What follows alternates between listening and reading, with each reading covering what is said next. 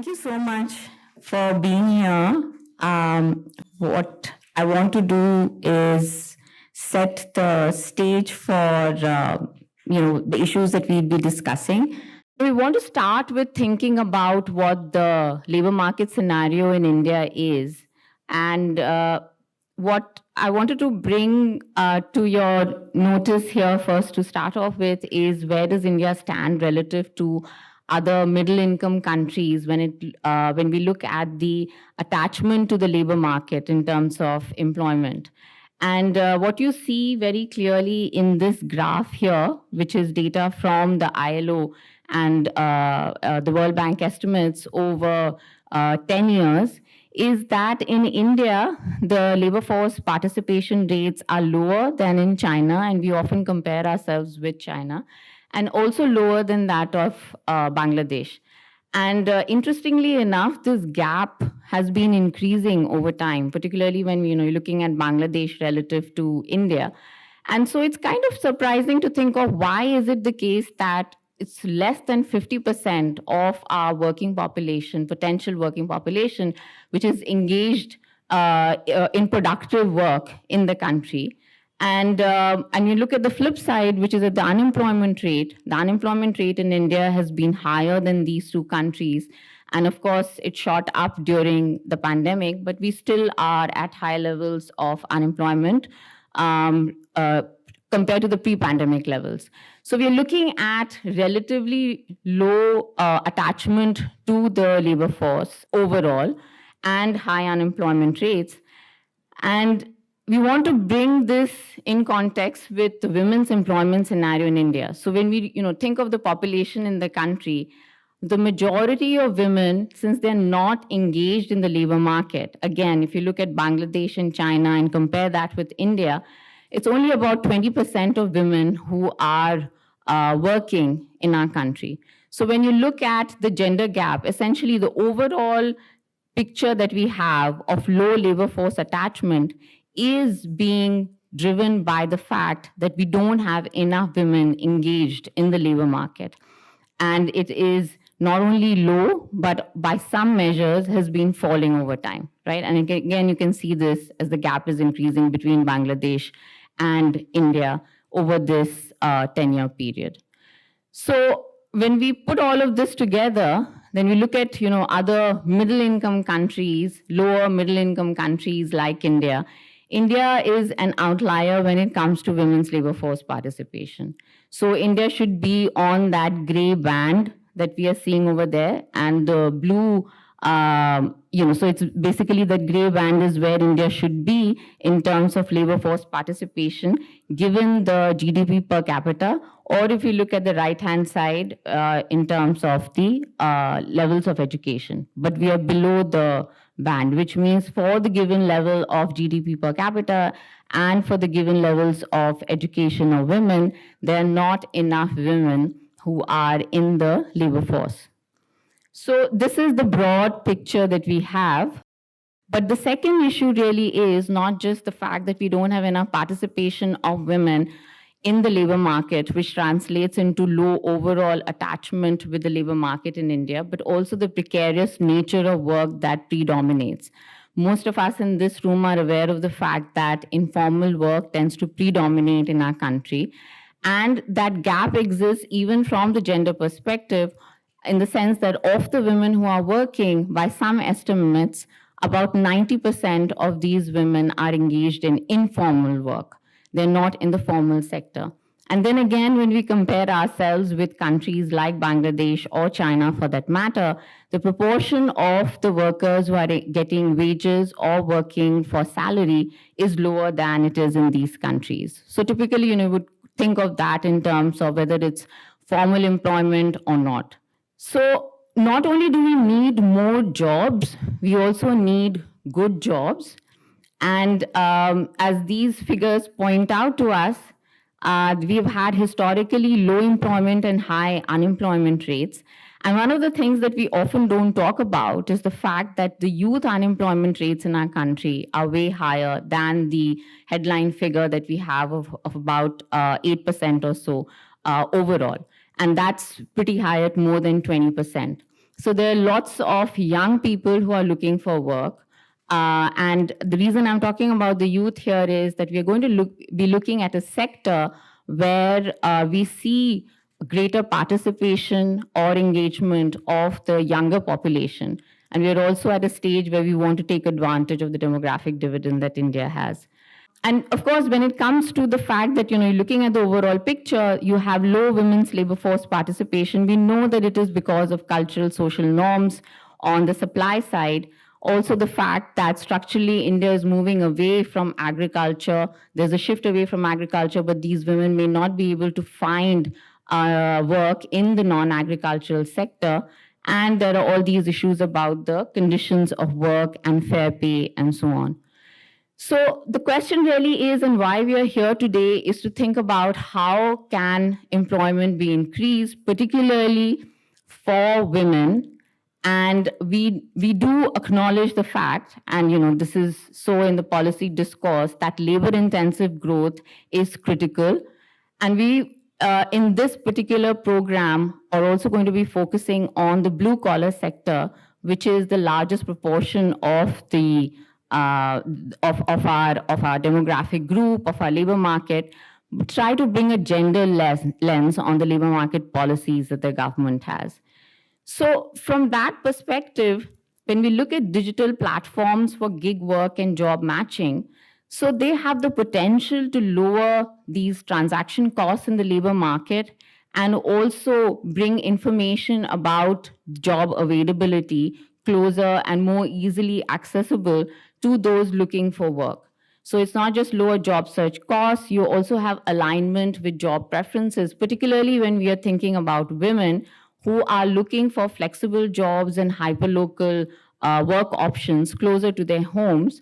And we don't want to delve into what are the reasons why women are not working here. We want to think of solutions to solving those problems and what are the preferences of these women and whether digital platforms can help alleviate those issues and concerns.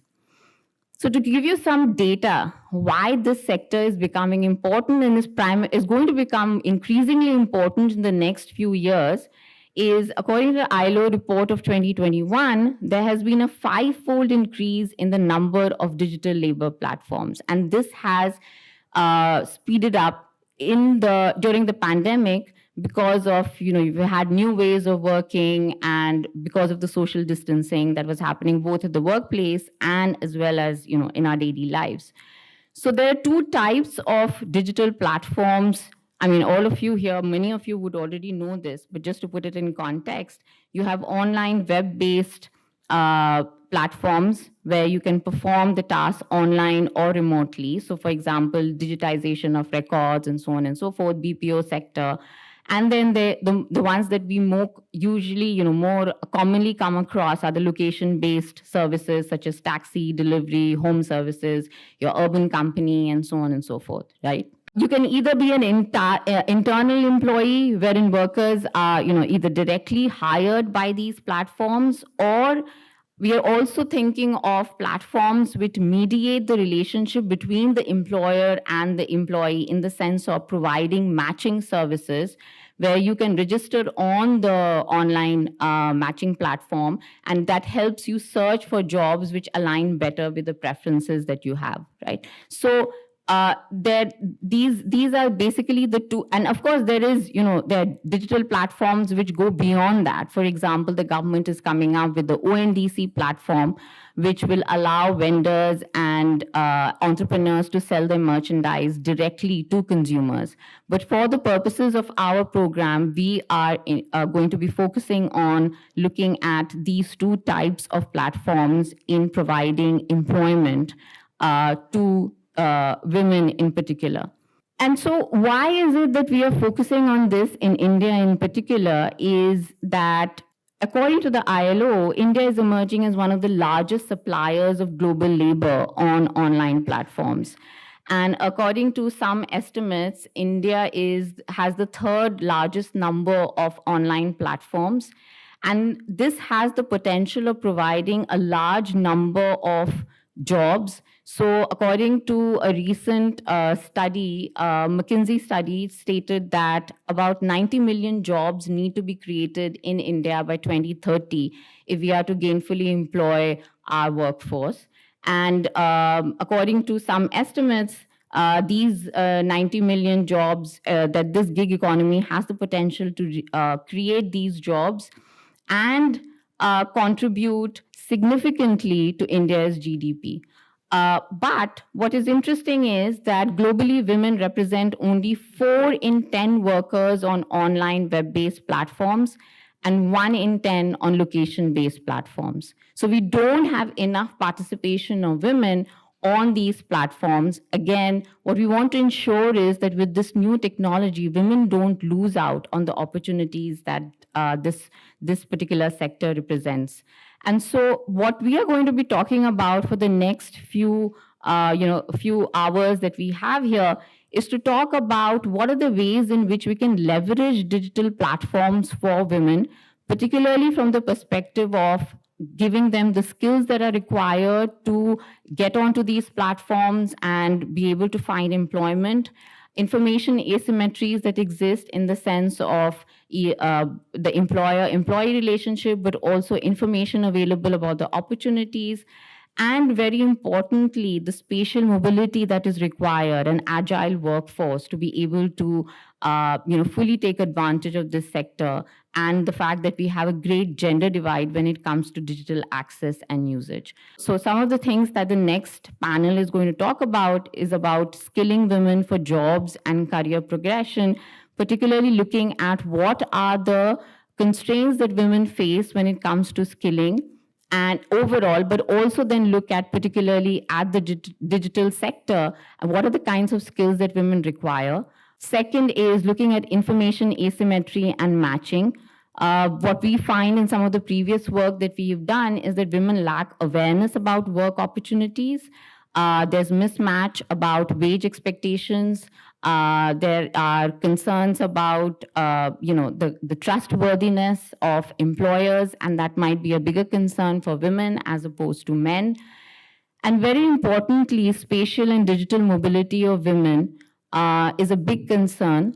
So when we think of, for example, the delivery area in the digital in the platform sector, a simple thing like not having access to public toilets while you're on the roads, or safety while you're on the roads. These are issues which are going to be a bigger concern to women, and that is going to affect the probability that they take up or enroll into skilling programs which allow them to take part in these services, but also engage with this particular market on a regular basis. Right? So physical mobility and gender divide in access and usage of mobile technology is a fundamental concern in ensuring that women are able to take advantage of this particular sector. And we are also going to talk about, from the perspective of the quality of work, what is it that platform workers what are the benefits that they can expect? How does it compare relative to the informal sector? And what are the proposed labor law amendments? How are they going to address some of these issues, particularly when it comes to looking at sexual harassment issues? Because many of these services that women would be offering through the platforms require them to be either on the roads or to go to homes to deliver these services. So these are not just issues which are workplace. So they're in a sense workplace issues, but now the definition of the workplace is changing, right? So how do we ensure that these concerns translate into this new technology space as well? So overall, the program objectives, and I'm going to let the next set of speakers talk about all of these, is how we can analyze, we would analyze and loosen the constraints. What are the interventions that are required for skilling and upskilling of women? Trying to understand what are the job preferences of these women and how do they search for these jobs on the platforms, how do they differ from that of men, and interventions that can help bridge these information asymmetries. But taking all of this together, think of advocacy for improving women's mobility when it just comes to not just spatial mobility, but also thinking about digital mobility. and the legal frameworks that are required for improving the quality of work for those who are engaged with this sector. So with that, I'll stop here and let Tanu introduce the panelists for the next discussion. Thank you so much. What I'll be talking about in this session is largely the skilling landscape in India.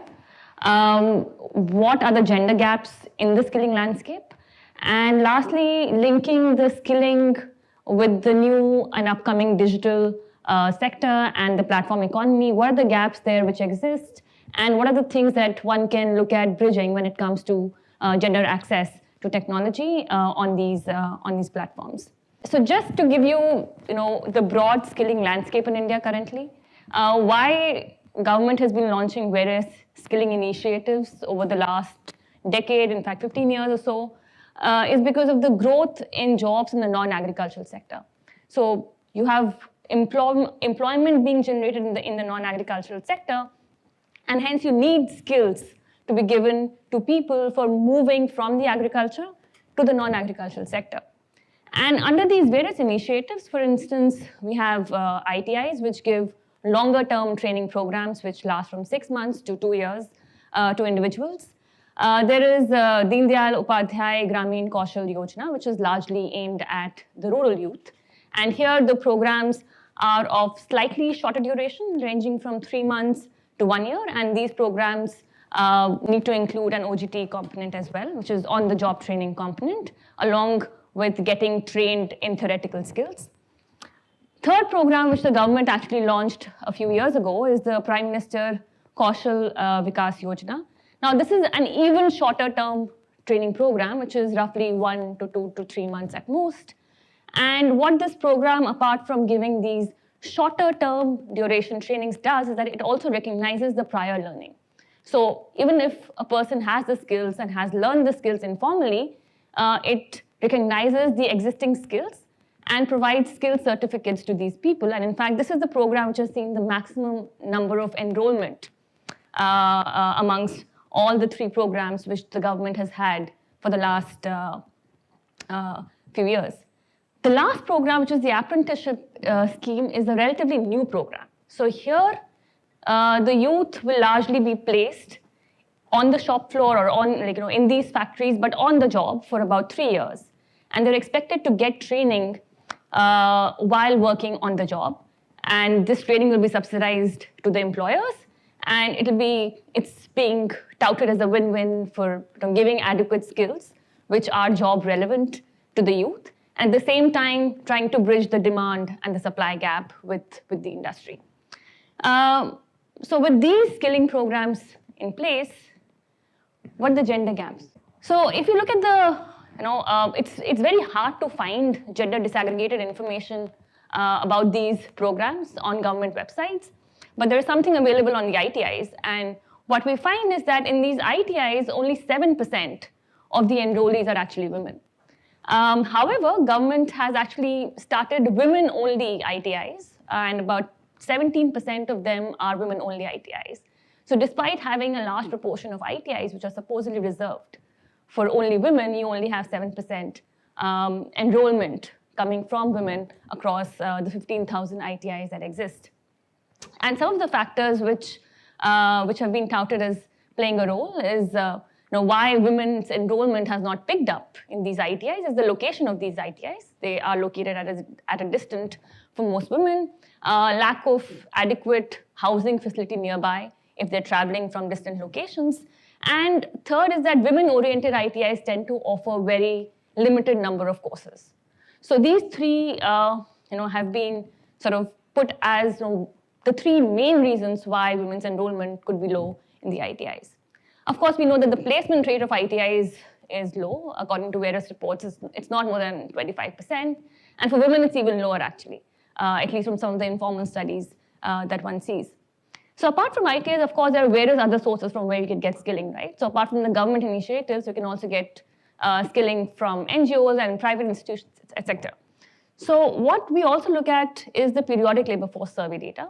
Now, since 2017-18, since these surveys have been started, there is a component on vocational training, which has been incorporated as a part of these regular surveys, which tries to understand to what extent people and individuals are getting trained, what are the fields in which they're getting trained, and what is the employment of these individuals.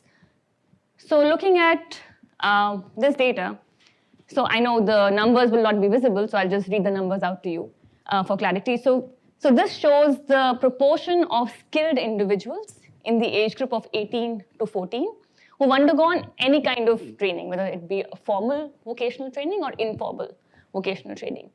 And here the lower line is for women, and the upper red line is for men. So approximately, say in 2017, you had 7% women who report that they've undergone some vocational training, and this number doubles by 2020.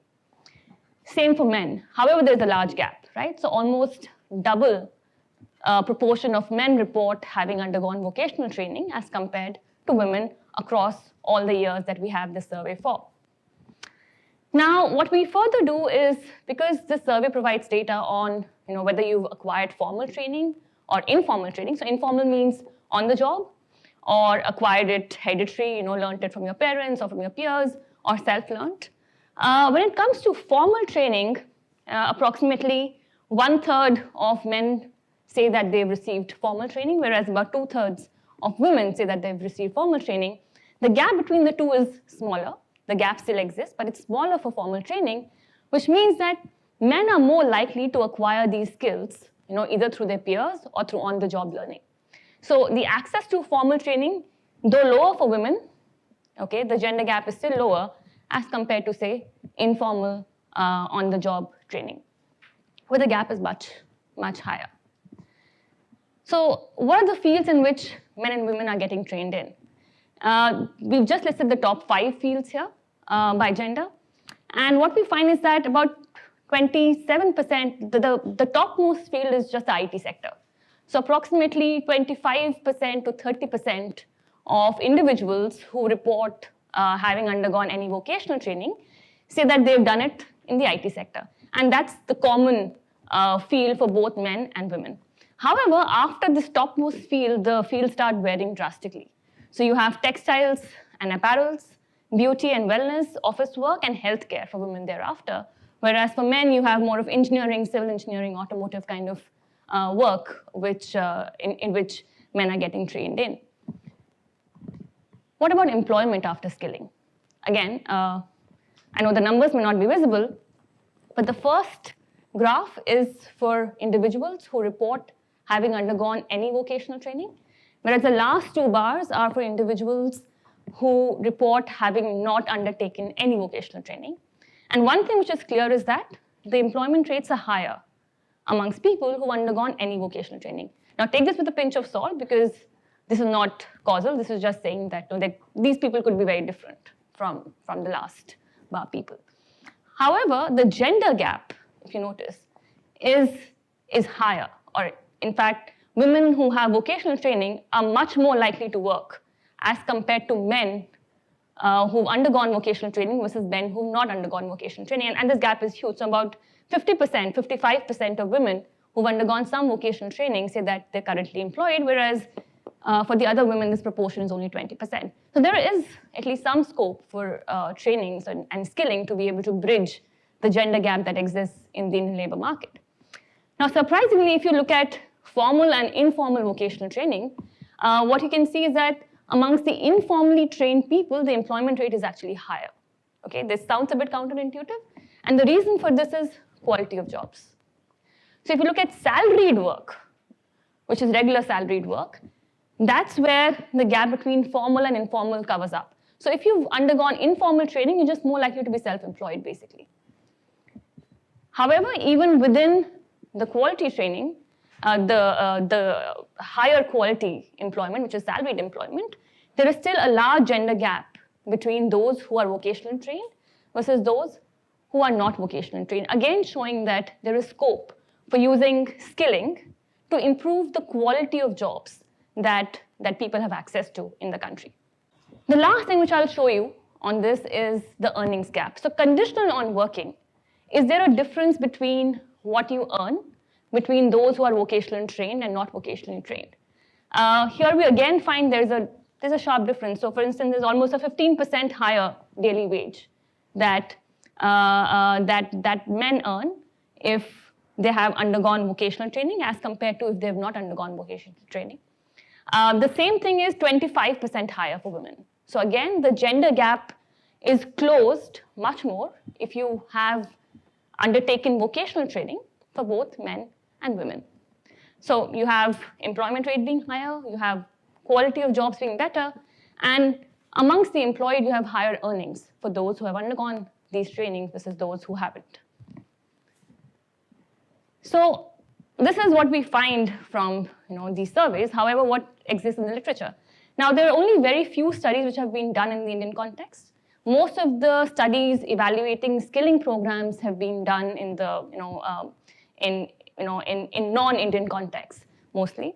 However, the few studies which have been done and which have some gender component, there are conflicting findings here. So, for instance, Pandey et al. Using administrative data from some of the Skilling India initiatives have found that men are more likely to receive job offers.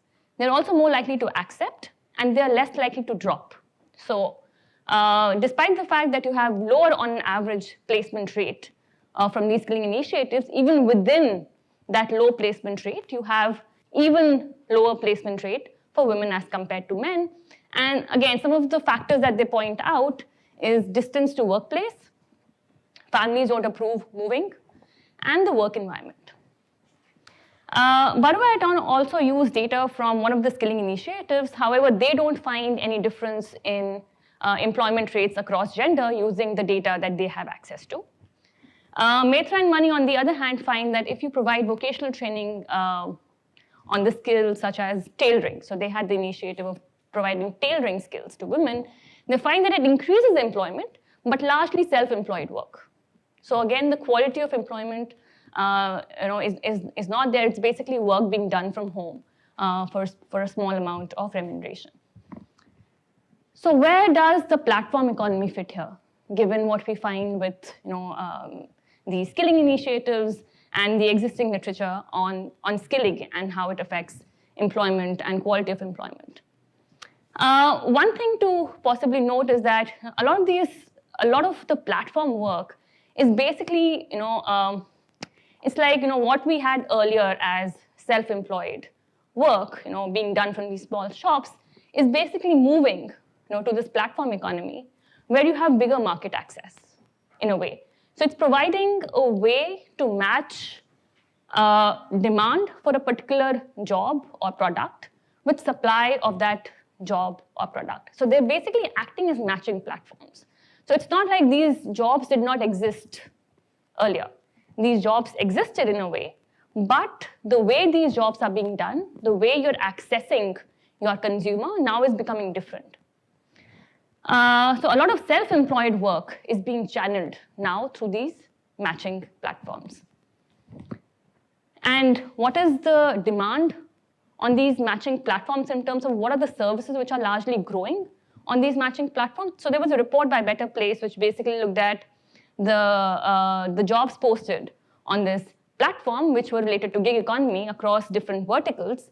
And what it found, although you can't see the numbers here, I suppose, but the highest two were delivery staff and drivers. They had seen the maximum growth in terms of numbers. Then it was security and facility management.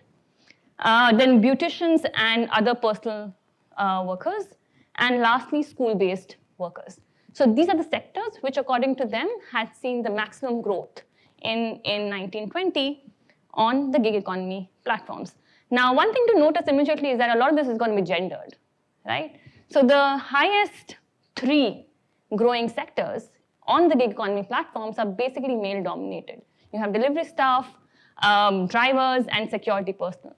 Again, these three fields are 95%, 98% are men are employed in these jobs. So the advantage of the platform economy for women are the two factors which the earlier studies have found inhibit the employment of women or transitioning from, say, having skills to getting a job. Now, two of these factors are flexibility.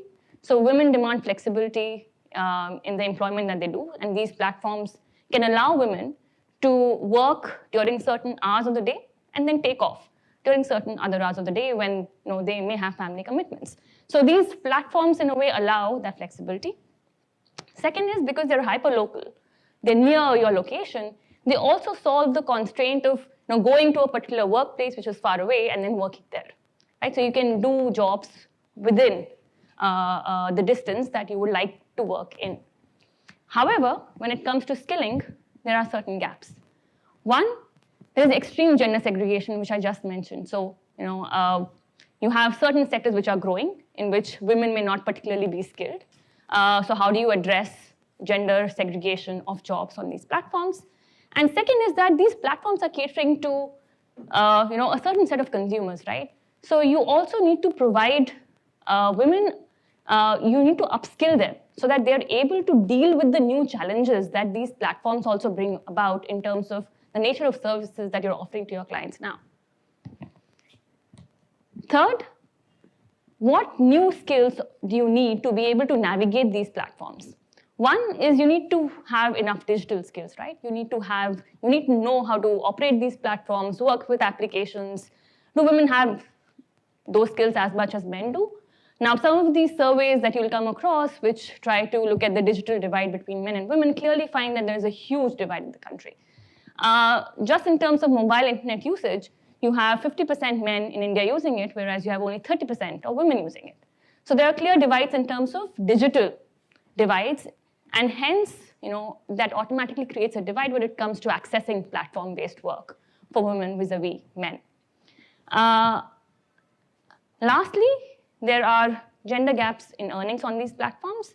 There are two primary reasons which have been sort of given out for these gaps. One is that, in general, the roles in which women work in are low paying as compared to, say, men.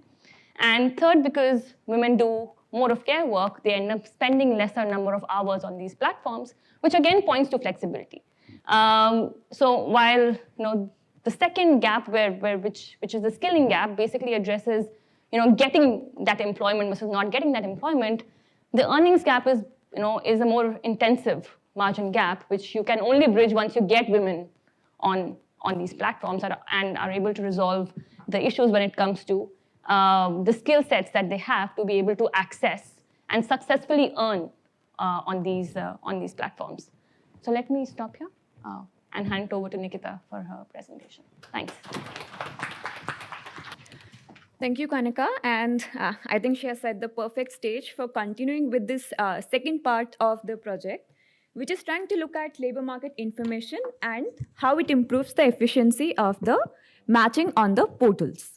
So this project brings together researchers coming from different institutes. We, of course, have our leader, Farzana Afridi from Indian Statistical Institute with me, who is here, Saubhagya Sahu, who is also here, who is at Indian Statistical Institute.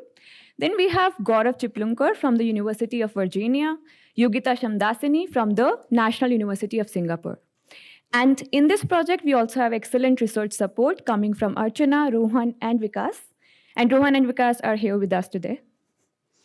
Okay, so given that Kanika has set the stage for the kind of job preferences that women have, here is an interesting insight that I want to share. In terms of not only the job preferences women have for the kind of job they want to do, but also the kind of preferences their husbands have for the kind of job they want their wives to do.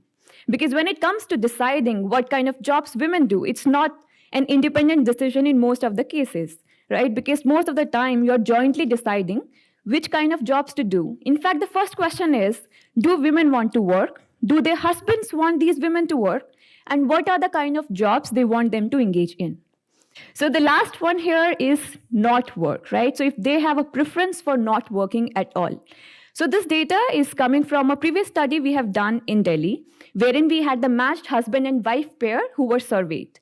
And what we find is that less than 2% wives and less than 3% of the husbands want their wives to be outside the labor market. So clearly, they have a preference for them to engage in the labor market. And how is it that they want them to engage? Is to either have high-paying, high-status salaried jobs or the home-based work. And why home-based work? Because, of course, the flexibility to combine it with the domestic chores, the home production, and the childcare responsibility. So given these kind of job preferences that they're having, the question that arises is that if all of them want to work, majority of them are interested in working, their husbands are also interested in the wife working, then why is it that we see so few women in the labor market? And here is another fact to add to this puzzle, which is to work and to get information about work, you need to have people in your network who are either working or can provide you about information about these potential jobs, refer you to these jobs, or link you to the potential employers. But if we try to look at the network of the wife and the husband, what we are finding is that most of women's network are majorly family-centric. And in fact, there is a homophily wherein most of the network of a wife is composed by other women. And given that there are women's participation is very low, what this translates into is having fewer women in your network who are working, and therefore you are not getting access to information about potential jobs and potential employment opportunities. So this restriction about having access to job information and potential referrals to jobs limits women's access to employment opportunity. And now the question is that, okay, given that my information is restricted, what does it really translate into? And from some of the existing studies, we do have evidence that if you are not in the labor market, if you're not attached to the labor market, what this is going to have an impact in terms of your expectation of the return from the labor market. So whenever you're trying to decide in terms of whether I should be going out or working, you are doing a kind of a cost-benefit analysis. So what is the cost of me stepping out of the house and taking up this job, given that the return is the wage that I'm going to make from the labor market? And here is a motivating figure in terms of the misperceptions or the gendered misperceptions that we are seeing. So the blue bars here are representing the expected salary that men or women have. And the maroon bars are representing the actual salary, which is being offered in the labor market. So if you look at the first two set of bars, which is for men, what you see is that the gap between the expected salary and the salary that is being offered in the labor market is very small. And if you focus on the next two set of bars, which are for women, you see that there is a large gap. So what is happening is that women are majorly making, so for this sample, they were making on an average about 5,000 rupees per month. And when they were asked, okay, if you were to apply for a job or you get a job through the portal, what is your expected salary from that job? Or what is your reservation wage? And that they reported to be about over 10,000. So what this means is, if you are having a very high reservation wage, this will restrict your access to employment opportunities because the labor market is not offering such high salaries. But another interesting fact coming from this is, why is it that we see this kind of a misperception about what the market is offering, holding more for women compared to that of men? And is it really a misperception, or is it that women just happen to have higher costs, right? So one of the channels could just be that women do not understand what are the jobs returns in the labor market, because to understand what are the kind of salaries that you can make the returns to working, you need to have some kind of exposure to the labor market. And the only reference many of these women have of exposure to the labor market is coming from their husbands who are working. So if you look at the kind of expected salaries that they have said, that seems to be very close to the kind of salaries that their husbands are making. And it is because of this reference that they're taking and not realizing the existing gender gap that is there, that could be one potential explanation. But is that the only explanation? Because another possible explanation is that it costs more for a woman to step out compared to that of their husband or a man in the household stepping out.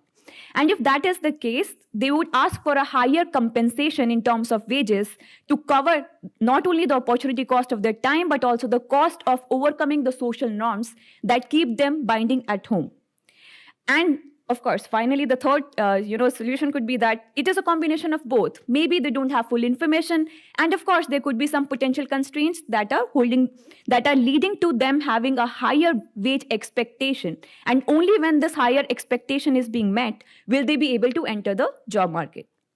Now, thinking from a potential employer's perspective. So if I get 2 applications and I see that, okay, currently I'm offering this wage to women and this wage to men, and there are these applicants who are asking for a way higher salary, this mismatch is going to lead to fewer number of job offers being extended to women compared to men.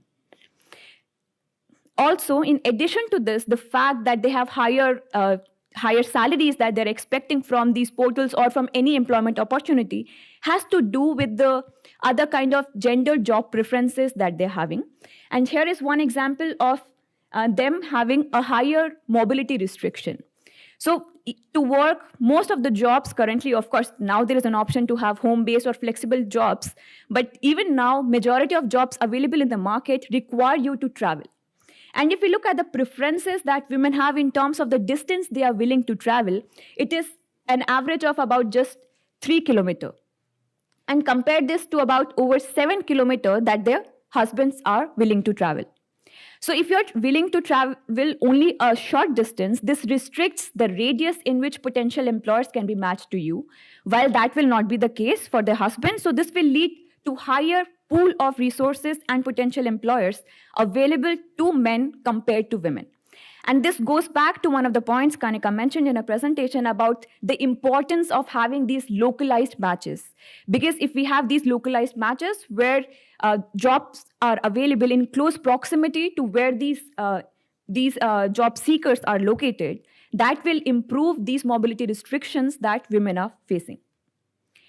Additionally, they also have location constraints. So this data is coming from the CPHS data of CMIE, and I'm not sure if you can see the figures, but the main thing coming out of this figure is that a large proportion of women, so if we look at where is it that women are currently working, so of course the proportion is similar for men as well as women in terms of working in companies, but a majority of women, about 21% of them, are engaged in home-based activities. And this, again, lines up with the preferences that they had in terms of doing home-based or self-employment opportunities which can be carried out from home and allow them the flexibility. And then comes the topic that we are really interested in to unravel, which is how is it that they really search for job. And then the project, this branch of research that we are doing, we are trying to understand first how is it that people search for jobs if there are some gender differences in the way people search for job. And here is a summary coming from the latest PLFS round of 2020-21. And if we compare how women search for job and if it is different from the way men are searching for job, so this is 62% bar here. This represents the traditional methods of searching for job. So women seem to be focusing on the traditional method of searching for job, which is trying to focus on off-site access to employers and work sites. So they visit these work sites and ask them for access for having opportunities of employment. On the other hand, the men seem to be diversifying. They are using offline methods. They are also enrolling in employment exchanges. And so enrolling for these exchanges, which includes online job portals, gives them access to more number of employment opportunities. Additionally, they are also relying on the social network. Given that they have a wider social network, they are able to access more information as well as employment opportunities. And this is where, given a summary, which is that women lack information, they have higher search costs, and are requiring a higher compensating wage. So what is the solution, right? So what can really be done to improve the matching that is currently happening in the online job market? And if there is a way to have these kind of special provisions or special, things that can cater to the constraints faced by women.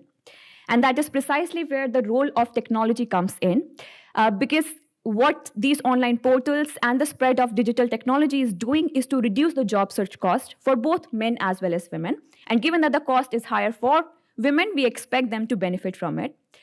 The first part, which is the skilling that has already been discussed by Kanika. So I will be focusing on the information part. So the first thing is what is it that these portals do is to provide you access to credible information. And this information asymmetry is required on both sides of the labor market for the employer as well as the employees. So job seekers need information about the kind of jobs, kind of amenities, kind of benefits available to the set of employers. And the employers are looking to understand the kind of job preferences that these job seekers have, the skills that they're coming with, the experience that they have embedded. So these portals can act as a bridge that can allow for transfer of this information across the job seekers and the potential employers. But the thing is that, do we expect the usage and the adoption of such technology to be gender neutral, right? Because given that there are women who have restricted access to these resources, the adoption of the platform can itself be higher for men compared to that of women, and men might end up using it more. So from a previous engagement we had with one online job portal, we find that the registration rates are very similar. So conditional on being interested in looking for work, the registration rate on the portal was 44% for both men as well as women.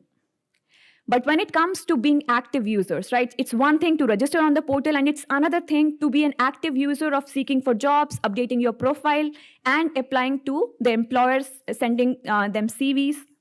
And what we are finding is that women are less active compared to men.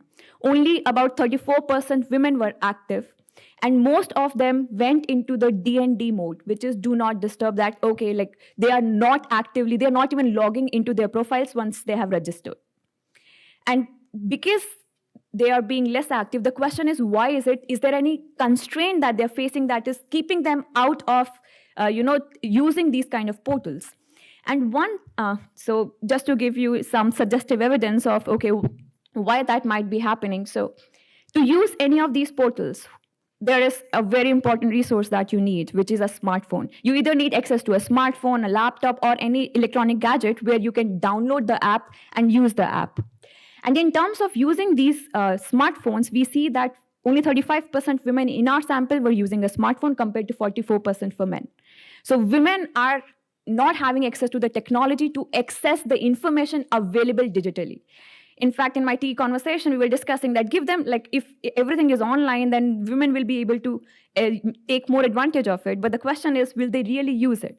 And even of these 35% women that are using these smartphones, most of them are not using it very smartly. And when I say not using it very smartly, what I'm trying to say is that they're using it majorly for calling and texting purposes. They're not using it for Google searches, job-related searches, or utility purposes. And given that this is the kind of demographic that we are going to deal with, these are some of the challenges that need to be addressed. And as a way forward, we are trying to use the employer-employee data to better understand what are the kind of frictions that exist on both sides of these labor market in terms of the constraints faced by the employers and the constraints faced by the job seekers, to first understand and then to be able to address these constraints.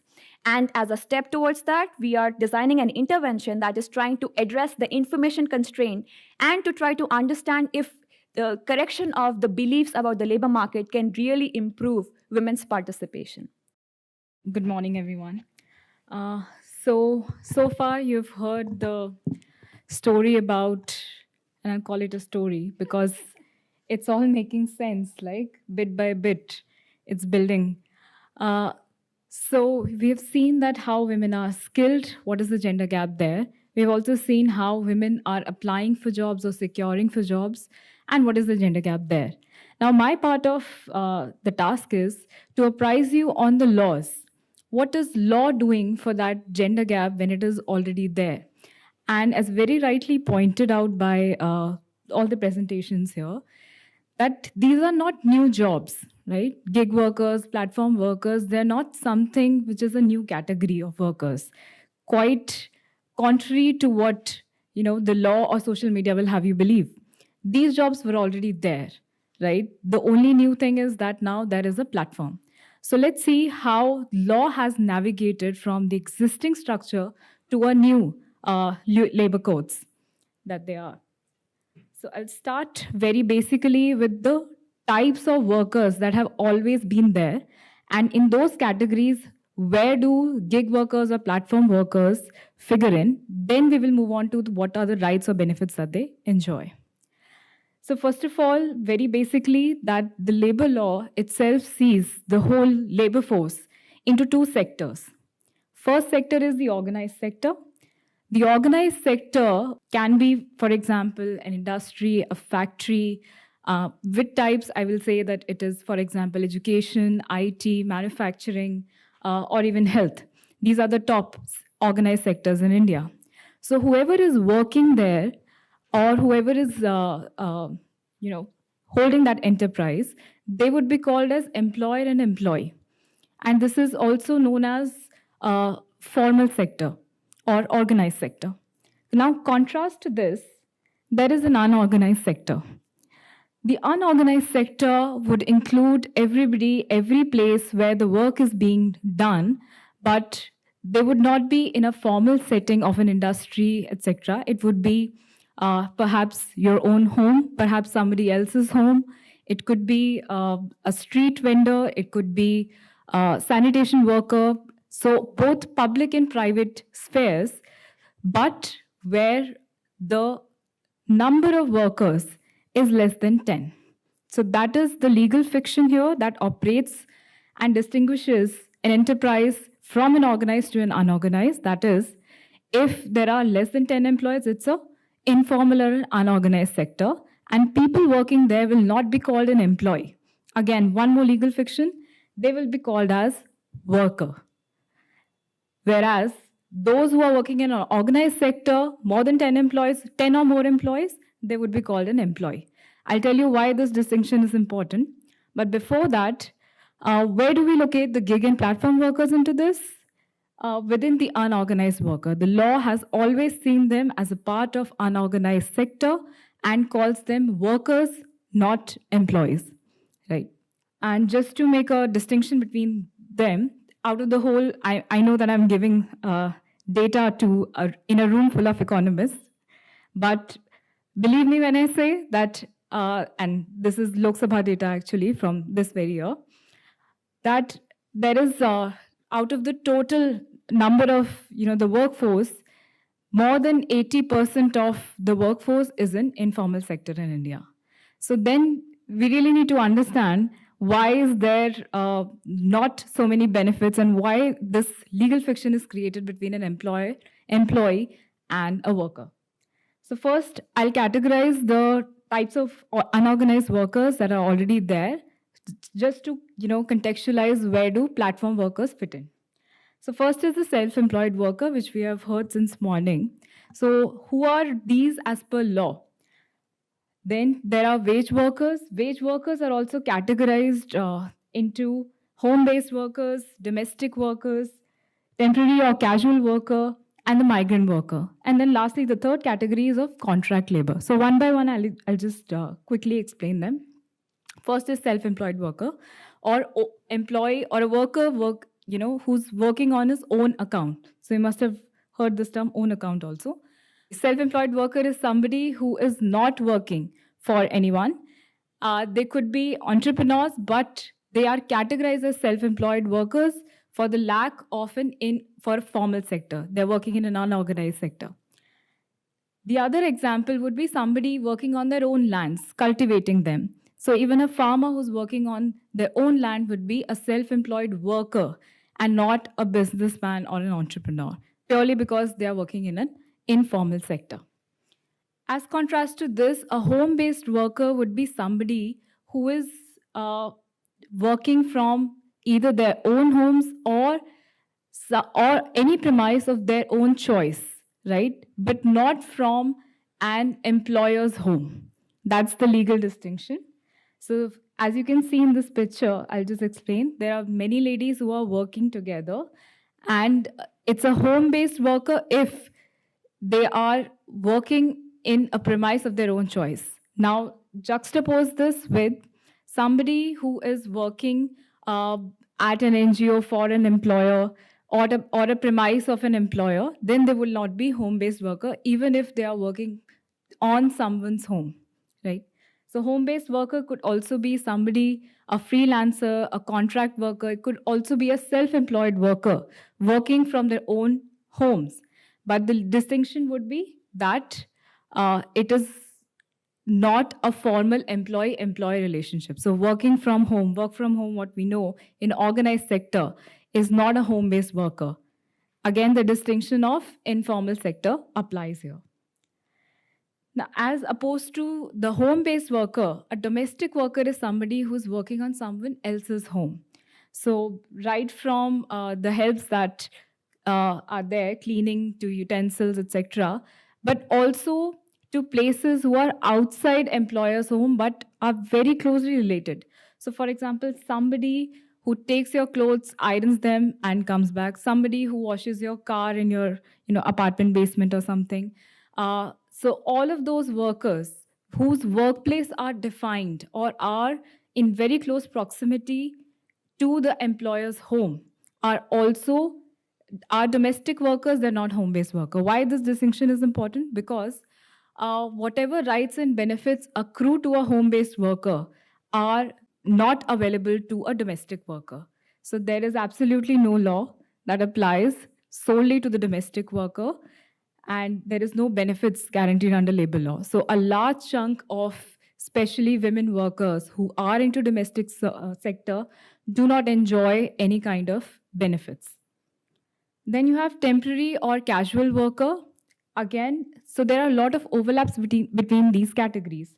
So somebody who is working for someone else, but the conditionality is that they are working at the max 120 days in a year, or they are changing between one job to the other, or the job itself is very seasonal.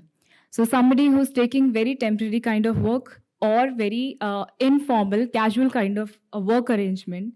For example, a cultivation that happens only for a period of time, and then for the other period, they are switching to other jobs or are unemployed. So they are temporary or casual workers. However, they can also be contract laborers. They can also be home-based workers. So there are not, these categories are not into silos, there are overlaps. And then lastly, you have contract worker. So again, a lot of overlap. A contract worker can also be somebody who is working from home, can also be somebody who is self-employed, can also be somebody who is hired through a contractor. For example, a laborer who is hired through a contractor or an intermediary. But the defining point is that they are all bound by a contract. And whatever is there in the contract applies to them. So that gives a lot of leverage in terms of contract to the employer. And also, then they are not formally called the employees, even if the contract, say, runs about 11 months, 12 months, or 18 months, or 24 months, for that matter. So now we see how gig workers or platform workers figure into this existing categorization. There are new labor codes of 2020 which have been passed by both the houses of parliament and have received the president's assent, but they are yet to be implemented.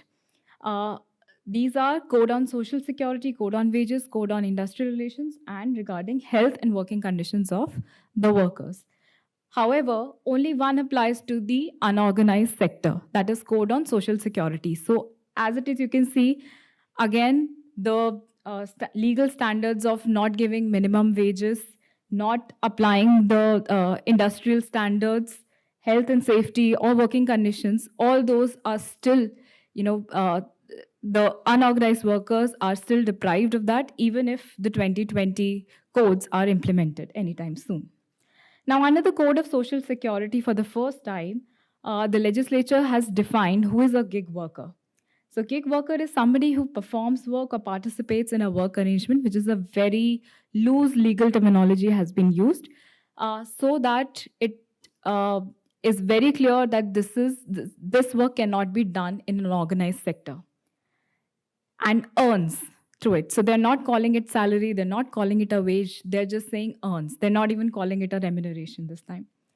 And is outside, very explicitly, who's outside the traditional employer-employee relationship.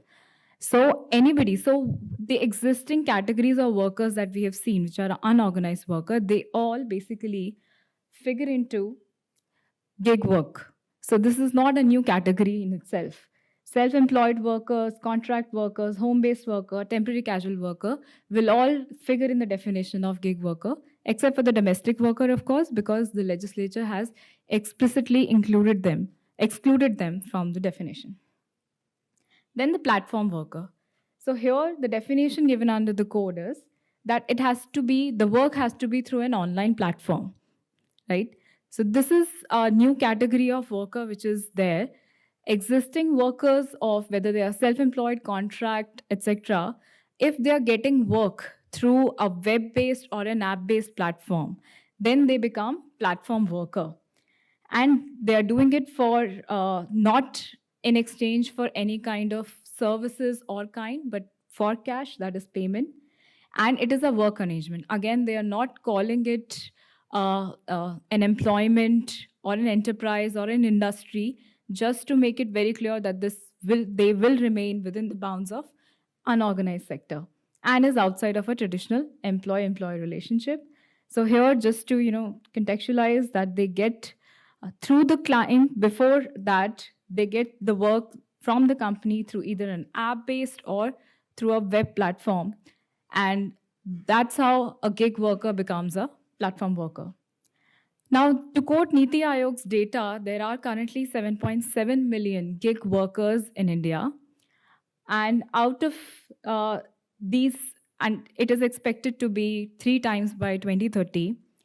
However, out of the 25 main labor laws in India, which the 2020 new labor code seeks to replace, there is only one legislation which is available for the unorganized worker. Now, please recall that more than 83% of the entire Indian labor force is unorganized worker. And for unorganized workers, specifically applicable to the gig, to these 7.7 million people, is only one legislation, which is of 2008. So before 2008, there was no legislation which was so applicable to the unorganized, just to the platform workers.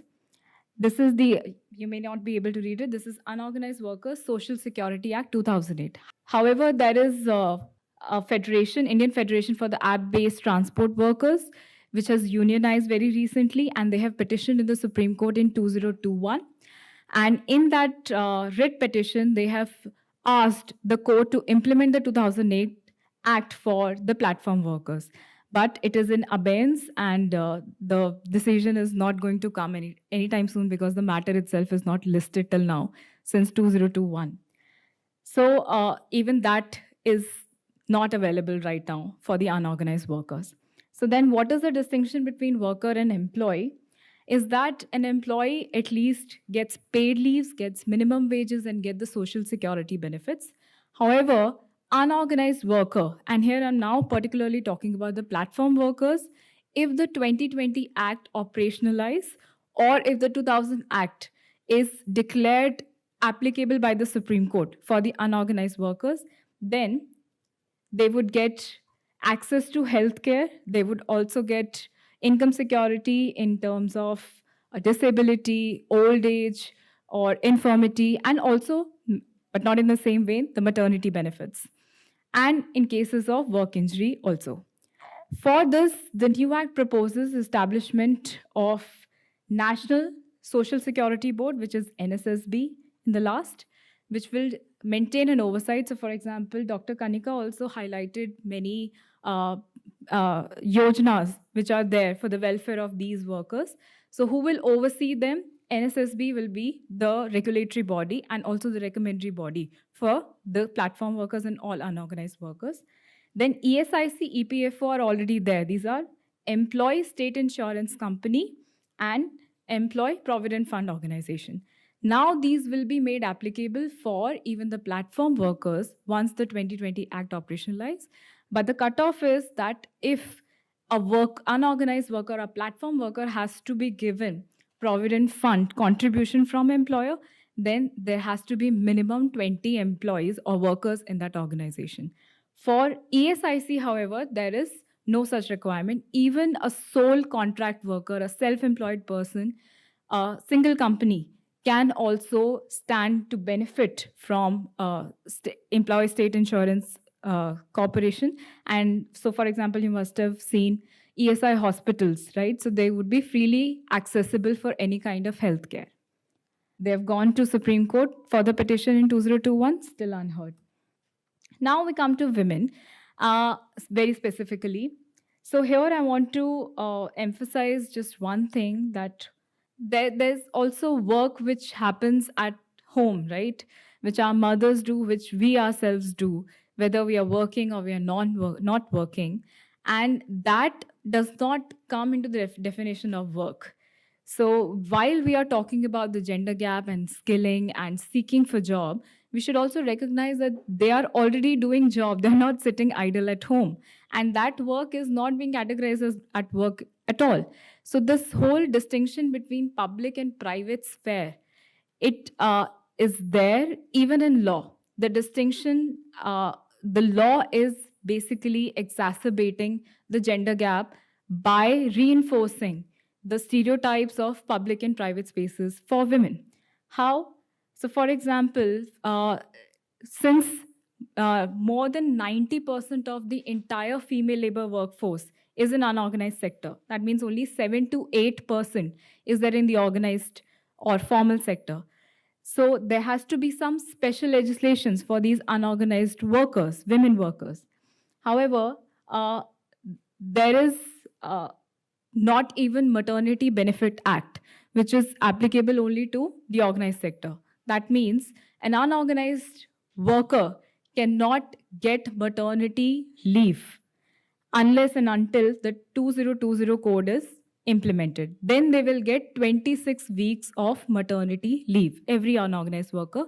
Of course, this does not include the domestic help. Secondly, the Sexual Harassment of Women at Workplace Act. So Dr. Afridi was also mentioning what will be the definition of workplace now, given the platform work. So the Act, Umbrella Act, already covers platform work by definition because it already includes all unorganized workers.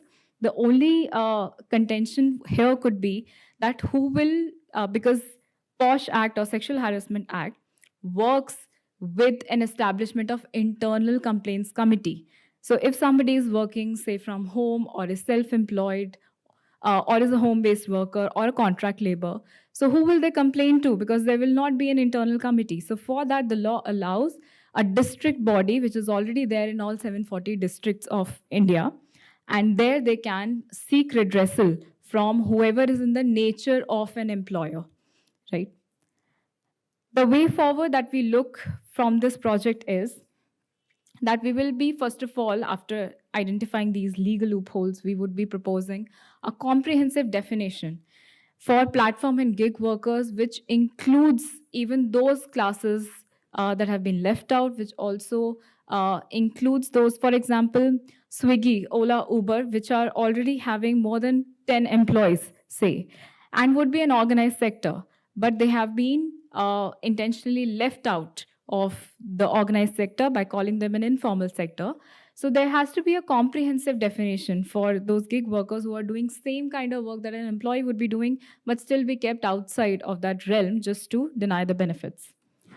Then we would also be analyzing and comparing this policy on the touchstone of international labor instruments, human rights instruments, etc., and the domestic jurisdictions of US, UK, and Singapore. And lastly, we would be suggesting some policy decisions for the better economic empowerment of women in platform and gig work. Thank you. Thank you, Kanika, Nikita, and Bhavya for bringing out these key issues. So now the floor is open for the question and answer round. So we can take some couple of questions in one go. My question is to Nikita. There in one presentation you mentioned about the expectation of salaries among men and women expect more. Is there could be one of the reasons that of higher expectation could be the motivation to work itself? I mean, in the sense that many women tends to work because of the household need and the need of like income gap that is there in the household, and the expectation is that gap would be filled if she gets the work, irrespective. And the question two is that expectation somehow linked with any kind of, like in the survey, with the amount of time that the women is likely to devote to the work? So these are two questions. One more question because there are three presentations. To Bhavya, like where in the entire spectrum you would place the apprentices in the workforce? Like I didn't say like where the apprentices would be placed because they don't also get the benefits as well. So, and secondly, like is occupational conditions and code doesn't apply to unorganized sector at all, and how? Hi, thank you for these presentations. My question is both to Kanika and the next presentation that was there. I'm not very sure about, maybe I missed it in the presentation, about the age group that you have researched.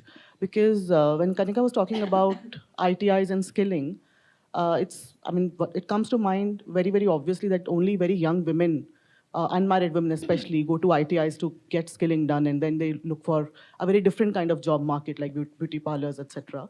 But when the next presentation, and I'm asking this particular question because there were interreferences between the two presentations. And the next one was primarily about married women with children. And so I think that is something that I'm unable to sort of understand. What were the interreferences? Because these are very different demographics that we're talking about. Young women and married women with children have very different care responsibilities. And so how do you talk about them together? I'll start with the first question. So absolutely, the kind of expectations that you're having in terms of the salaries that you want from these jobs will depend on the kind of motivation you have. And to give you an idea of the demographic that we have looked at here, it's coming from the low income strata, and it is the 18 to 40 years age group that we have looked at. So for them, of course, like they do want to support the household income and take up these jobs. So even for them, we are seeing that there's a large mismatch that is there. And your point is well taken. If we look at the heterogeneity by motivation, so is it that they're trying to support the household, or is it that they're doing out of interest, that they want to be engaged in such activities? It could be an interesting heterogeneity to explore. To your second question, I'll respond as the same point that I was making, that two people who may be doing same kind of job, but different law applies to them. This is what I'm calling legal fiction. Apprentice in an industry, in an establishment, would get the employee benefits, but an apprentice who is working from home, who's a contract labor, who's a casual worker, will not. So that's how it applies. Second question, to unorganized worker. So the Unorganized Worker Act 2008 applies to all unorganized workers, and that's the only act which is currently may be applicable to platform and gig worker, barring the Supreme Court declaration, right? But there are other acts which are specifically specifically applied to the nature of work taken by the worker. For example, there is a BD Workers Act, there is a Contract Labor Act, there is also various kinds of act, Building Construction Workers Act. So those are applied as per the nature of work. So, what Nikita said, they would have been age group 18 to 45. And similarly, in the answer I showed you using the PLFS, it was again 18 to 45 was the age group that I was showing the employment graphs for. Yes, the initial bit of the ITIs was the only statistic, perhaps applicable to a very young workforce or like individuals, but apart from that, all the analysis was for the age group of 18.